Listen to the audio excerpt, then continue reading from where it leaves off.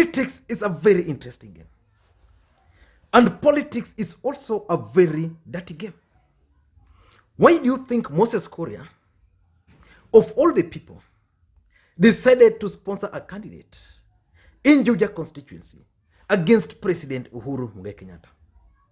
Why do you think Moses Kuria decided to sponsor a candidate against the president's party, Jubilee Party, in Juja Constituency, when even the United Democratic Alliance Party, associated with the Deputy President William Ruto, is not sponsoring a candidate in Juja? Why do you think Moses Kuria decided to do that? Moses Kuria is not your ordinary member of parliament. Moses Kuria is the member of parliament for Gatundu South, which means Moses Kuria was voted for by the president himself.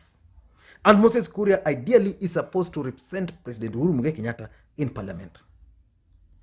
Juja Constituency is in Kiambu County. President Uhuru Kenyatta's constituency is also in Kiambu County.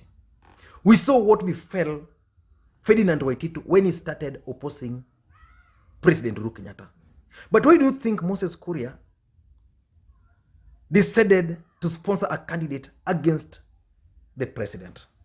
And what would be the political implications should Moses Kuria's candidate win in Juja constituency? Because there's that chance that he can win. The president will be embarrassed. The president will be ashamed. And why do you think Moses Kuria would want to subject President Uhuru Kenyatta to humiliation, to shame, and embarrassment? In my considered opinion, he wants to do that because Moses Kuria is keen on succeeding President Uhuru Kenyatta in the larger Mount Kenya politics. So in this video today, I want to explain to you guys why I think Moses Kuria is likely to succeed President Uhuru Kenyatta in the larger Mount Kenya region.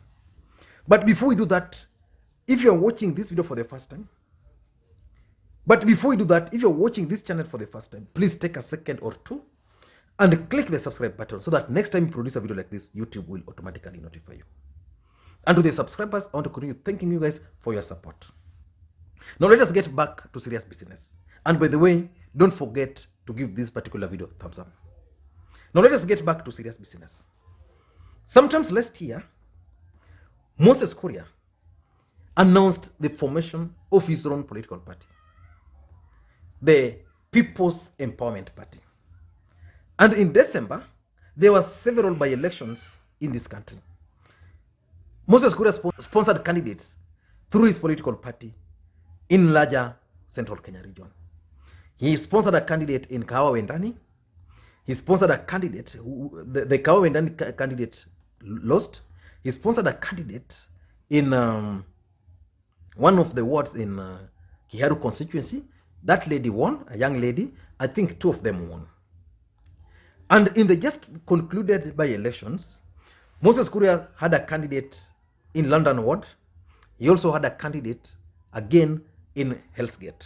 They performed fairly well. So what is Moses Kuria's game plan? Because you'd have expected that as things stand today, Moses Kuria, being the president member of parliament, would be the one defending President Uhuru Kenyatta to the last man.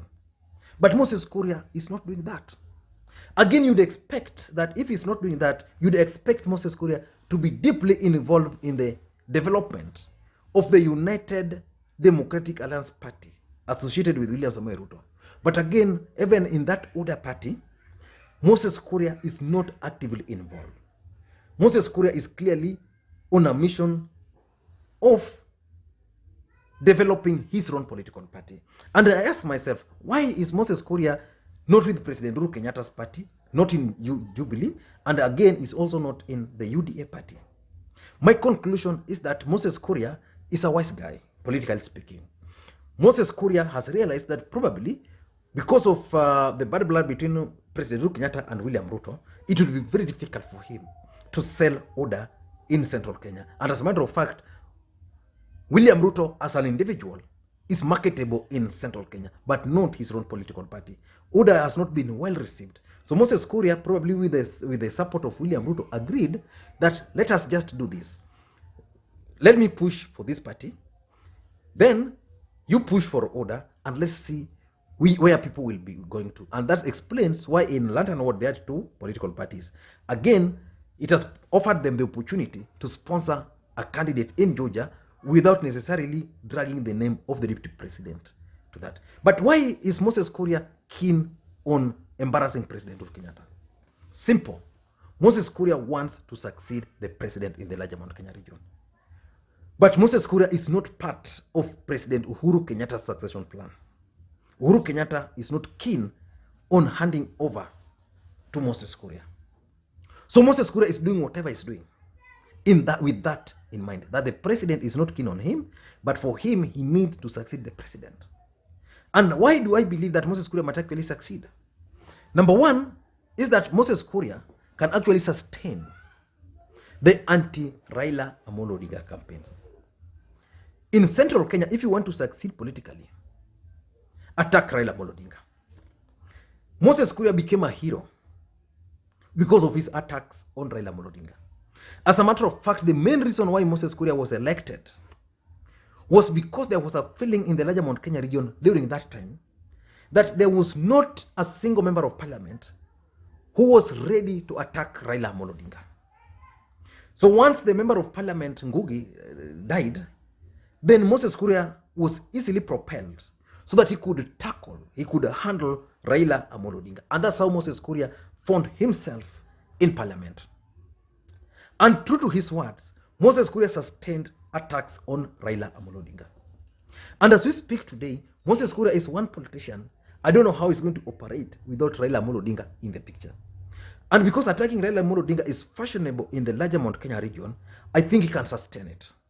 He has proved that he can sustain it. And because he can sustain that anti-Raila Odinga campaign, he's going to be a darling to the people of the larger Mount Kenya region. That's number one. Number two is William Ruto's factor. Moses Kuria is a smart politician. And Moses Kuria has realized that President Uhuru Kenyatta's term is coming to an end. And therefore, the president has nothing to lose. And he has also realized that the people of the larger Mount Kenya region are actually supporting William Ruto. So Moses Kuria is also aligning himself to the Deputy President William Ruto. And he has aligned himself to William Ruto. In fact, today if you go to central Kenya and you ask anybody to name for you 5 supporters of the Deputy President William Ruto, Moses Kuria will come at the top. And because he comes at the top there, he has realized that for him to succeed, he needed his own political party. So Moses Kuria formed the People's Empowerment Party. And through that People's Empowerment Party, Moses Kuria is advancing his own political interest. At the same time, he's also advancing the interest of William Ruto. So basically, Moses Kuria's politics in the larger Mount Kenya region is revolving around William Samoei Arap Ruto and President Uhuru Kenyatta. On President Uhuru Kenyatta's side, Moses Kuria is always keen on attacking the president, his failures, and how he has failed to support the people of the larger Mount Kenya region. On William Ruto's side, Moses Kuria is positioning himself to be considered either as a running mate, and if not as a running mate, probably for the prime minister. And if not for the prime minister, Moses Kuria is positioning himself to be a serious individual should William Samoei Ruto become the next president of the Republic of Kenya. And that William Ruto factor is working in his favor. As long as Ruto is still popular in the larger Mount Kenya region, Moses Kuria is also going to be still very popular. Number 3, Moses Kuria has also positioned himself as the community savior. He's speaking what the community wants to hear. The guy who was talking about our coffee, our tea, and the rest was Moses Kuria. Moses Kuria has been coming out as the guy who can serve the interest of the larger Mount Kenya region and central Kenya, to be precise. And because of that, he's become a darling to the people of that region. And because he's become a darling, it means Moses Kuria can easily succeed President Uhuru Kenyatta. Because the other question is, who, if not Moses Kuria, from the larger Mount Kenya region? Anne Waiguru has been reduced to 0. Mwangi Kiunjuri, I doubt if his strategy is going to work. What about Kanini Kega? No. Peter Kenneth is waiting to be given. But in Greek, they say, telo ok mingato, telo ikaw. That's according to Greek. Basically means power is grabbed, power is never given. So some of these guys are waiting to be given. What about Peter Munya? Okay, Peter Munya is trying, but is he doing much? I don't think so. So Moses Kuria is emerging as the savior of the community. So Kikuyus will easily rally around Moses Kuria because he has mastered also the psychology of these people. And lastly is 2022 political interest. President Uhuru Kenyatta is going home. That's without a doubt. Who is going to carry the aspirations and the interest of the larger Mount Kenya region? Mount Kenya region for the first time are going to the next election without a serious presidential candidate. I don't think Moses Kuria can emerge as a serious presidential candidate. I don't think so. What about Peter Kenneth? I don't think. Even the country is not ready for another Mount Kenya president, sorry. But Moses Kuria is positioning himself beyond 2022. So that if we are going to have, let's say, a Mandela moment, then after 5 years, Moses Kuria can emerge. If you're not going to have a Mandela moment, then it means even after 10 years, Moses Kuria can still emerge as the best bet for the community. But is he going to sustain the pressure from President Uhuru Kenyatta? Because personally, I've always believed that Moses Kuria is a Trojan horse working for President Uhuru Kenyatta on the other side. But seemingly, he might be proving me wrong. But the only reason I still believe so is, why is Moses Kuria not joining William Ruto's political party? Why is he creating his own political party? I don't know what you think. Let me hear your thoughts.